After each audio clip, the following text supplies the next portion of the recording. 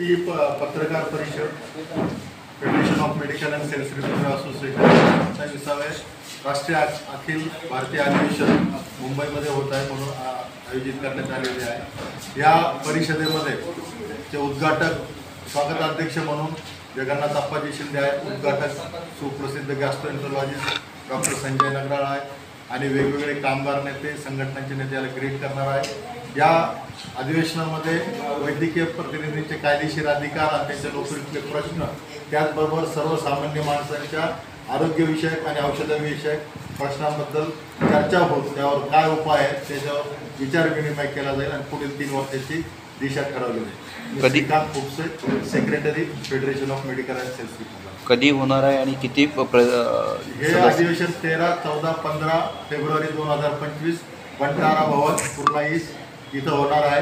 आणि या अधिवेशनात